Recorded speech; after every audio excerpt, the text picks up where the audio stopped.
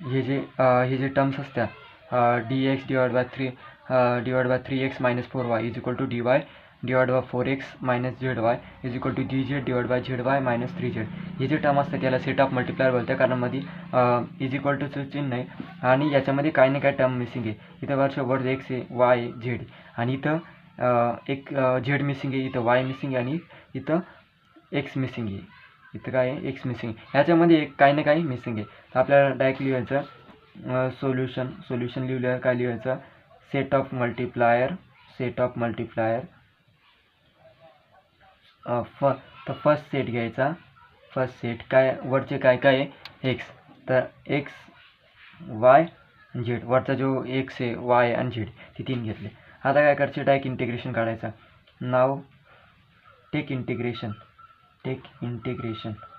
नाव काय करायचं, इंटिग्रेशन घ्यायचं.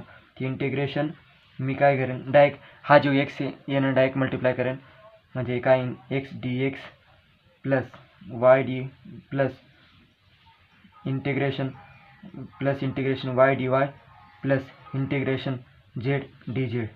ओके, तर काय येईल, एक्सचं इंटिग्रेशन काय असतं, X square divide by 2 plus वायचं इंटिग्रेशन काय असतं, Y square divide by 2 plus झेडचं इंटिग्रेशन काय असतं, झेड स्क्वेअर डिवाइड बाय 2. तर याला काय येतं, हे काय की C1 आहे आपलं, C1 आहे. त्याच्यामुळे काय की नंतर 2 जर काढून टाकले,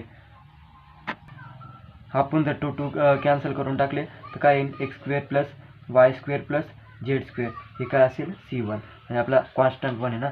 सेकंड काय की आपण पुढं काय करायचं की ह्याच्यामध्ये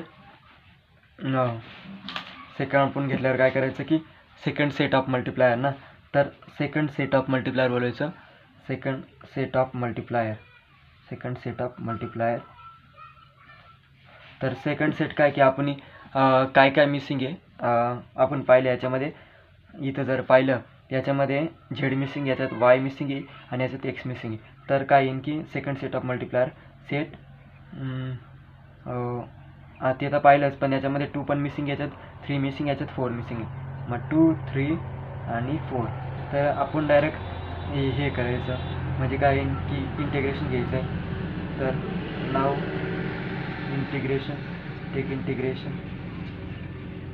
टेक इंटिग्रेशन हा जो 2 आहे त्याच्यासोबत, म्हणजे काय 2 dx plus 3 dy plus 4 dz हे काय आहे की C2 आपले सेकंड कॉन्स्टंट. त्याच्यामुळे आता यांचं जर इंटिग्रेशन जर घेतलं, 2x 3 dy 4 dz यांचं इंटिग्रेशन जर घेतलं तर 2x इंटिग्रेशन काय येतं, 2x इंटिग्रेशन काय येतं की आता याचं इंटिग्रेशन जर घेतलं तर काय येईल, 2x integration 2x plus 3y plus 4z is equal to काय C2 झालं फायनल आन्सर. याला म्हणतात सेट ऑफ मल्टिप्लायर.